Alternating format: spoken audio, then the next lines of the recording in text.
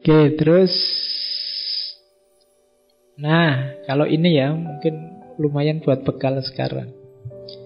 Jadi Imam Hasan Al-Basri itu di antara yang terkenal dari beliau adalah kritis terhadap pimpinan.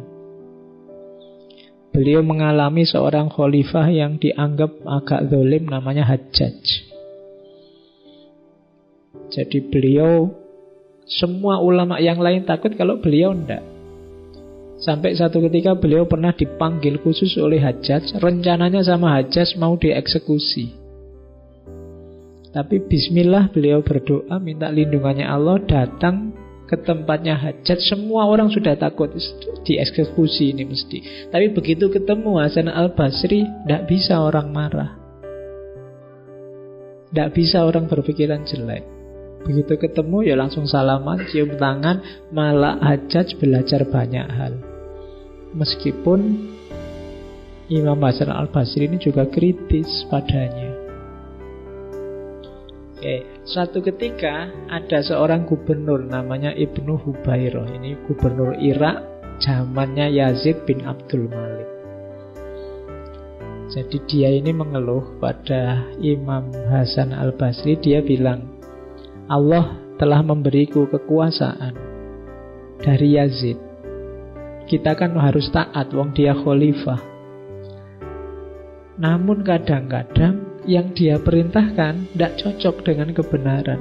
Wahai Abu Sa'id Hasan Al-Basri tadi, kira-kira kalau nasihatmu gimana? Imam Hasan Al-Basri bilang, wahai Ibnu Hubairah, takutlah kepada Allah ketika engkau taat pada Yazid, dan jangan takut pada Yazid ketika engkau taat pada Allah.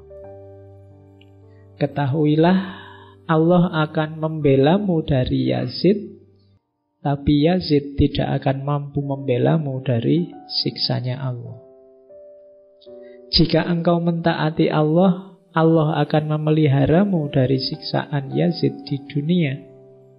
Akan tetapi jika engkau mentaati Yazid, ia tidak akan memeliharamu dari siksa Allah di dunia dan akhirat. Ketahuilah, tidak ada ketaatan kepada makhluk dalam maksiat kepada Allah, siapapun orangnya. Jadi untuk urusan kemaksiatan, jangan kompromi, meskipun yang merintah pimpinan. Oh, itu nasihatnya. Tapi ada juga nasihat yang berbeda. Ini pada ponaannya, Ibnul As'as. Karena banyak, tadi saya cerita pemimpinnya Hajjaj ini banyak yang ingin berontak. Ini ada kalimat. Ini bukan kebalikannya yang tadi. Kalau tadi memang tentang kemaksiatan, kalau ini tentang mendongkel, makar, ingin menjatuhkan pimpinan yang dianggap zalim. Katanya Imam Hasan Al-Basri, wahai Abul Hasan, pada ponaannya ini, demi Allah, aku sungguh berada dalam pikiran yang buruk.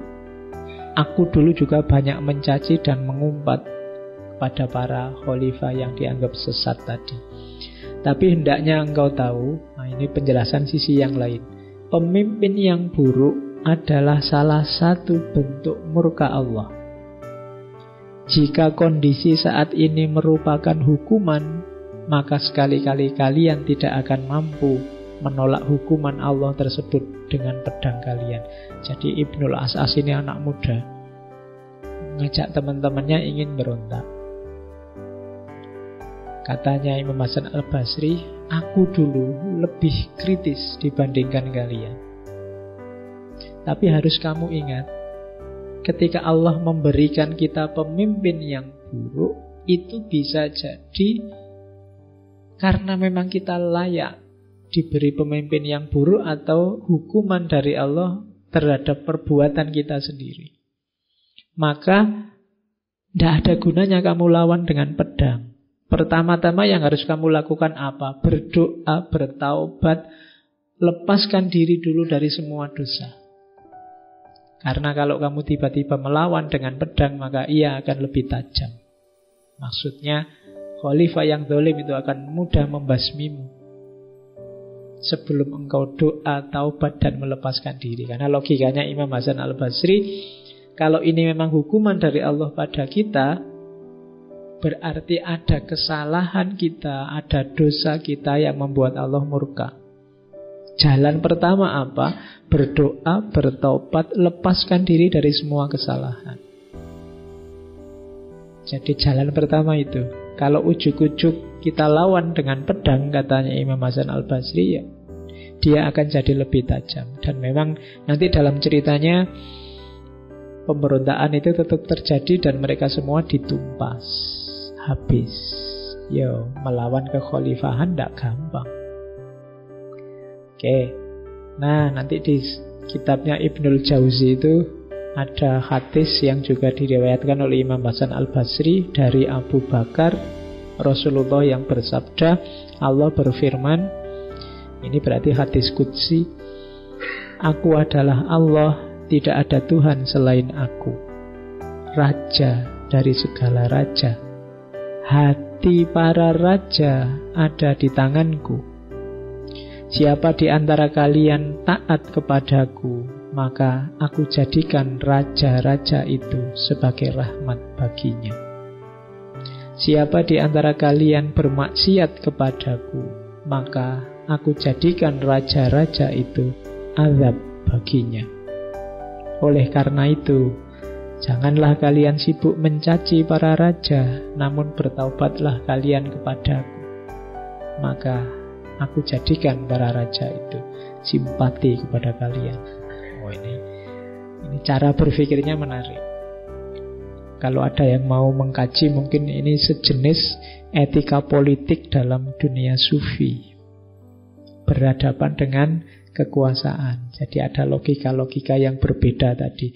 Tadi ada suratnya pada Umar bin Abdul Aziz, ada kritiknya pada Hajjaj, ada nasihatnya pada Ibnu Hubairah, pada ponaannya, termasuk sabdanya Rasulullah ini. Jadi ada beberapa tips cara menghadapi pemimpin. Tidak selalu dengan model pemberontakan, mengangkat pedang, perang, dan lain sebagainya. Tapi kalau pada saatnya butuh pedang, ya pedang diangkat. Oke, ini etika politik zaman itu. Oke, masih banyak sebenarnya cerita. Kalau ini cerita-cerita, ini kisah waktu. Jadi suatu ketika Ali bin Abi Thalib ke Basrah, ke masjid, masuk masjid, loh ini kok ada anak muda kok berani-beraninya ceramah. Siapa dia? Oh, begitu dilihat ternyata Hasan Basri. Terus ditanya, disapa oleh Ali bin Abi Thalib, wahai budak, ya karena itu kan awalnya beliau maulanya, pembantunya. Aku hendak bertanya padamu mengenai dua perkara. Jika engkau dapat menjawabnya dengan benar, maka engkau boleh meneruskan berbicara di depan manusia. Terus Hasan Al-Basri yang masih muda datang dengan tawadhu, tanyalah wahai Amirul Mukminin, apa dua perkara itu? Dites. Ceritakan padaku, katanya Ali, apa yang dapat menyelamatkan agama dan apa yang dapat merusak agama. Hasan Al-Basri menjawab, yang dapat menyelamatkan agama adalah warok, dan yang dapat merusaknya adalah tamak. Oh, ini nanti kalian muhasabah sendiri ya. Kenapa warok itu bisa menyelamatkan dan tamak itu merusak? Katanya Ali terus, benar engkau, teruskan bicaramu. Orang semacam engkau layak berbicara di hadapan orang banyak. Jadi kalau kalian merasakan kegelisahan tertentu sehubungan dengan agama, kalau banyak menurutmu hal-hal yang berhubungan dengan agama kok melahirkan kerusakan-kerusakan, jangan-jangan banyak ketamaan yang terlibat. Jangan-jangan di antara kita banyak yang dilanda penyakit tamak. Karena katanya Imam Hasan Al-Basri, yang merusak agama itu tamak. Ini juga ada banyak sekali kisah dan quote. Saya ambil misalnya ini dengan seorang tamunya. Ini nasihat bagi kita untuk tidak ngomong jelek tentang orang lain. Suatu ketika tamunya bilang, "Wahai imam, aku sangat mengagumi majelismu. Akan tetapi, mengapa kok di tempat yang lain ada seorang guru yang selalu menyebutmu secara tidak pantas dan menjelek-jelekkanmu?" Hari ini kan kadang-kadang terjadi itu kan. Orang mengadukan ustadz ini, mengadukan ustadz itu, guru ini, guru itu. Nah ini dia mau wadul lagi bahasa Indonesia nih, mengadu pada Imam Hasan Al-Basri. Katanya Imam Hasan Al-Basri, "Tolong kamu hentikan pembicaraanmu itu, wahai tamu. Orang yang engkau sebut tadi, aku kenal. Dia adalah juga sahabatku. Adapun yang akan kau sampaikan kepadaku tentang dia yang selalu menjelekkanku, maka jika engkau bohong, engkau harus dicambuk karena berdusta. Dan jika yang kau sampaikan itu benar, maka engkau tetap harus dicambuk karena engkau telah hibah dan mengadu domba antara aku dan dia. Kira-kira sekarang kamu milih yang mana?" Kalau benar ya dicambuk, kalau salah ya tetap dicambuk. Berarti apa? Sudahlah, tidak usah ngomong tentang kejelekan orang lain. Hari ini kan banyak yang semacam itu.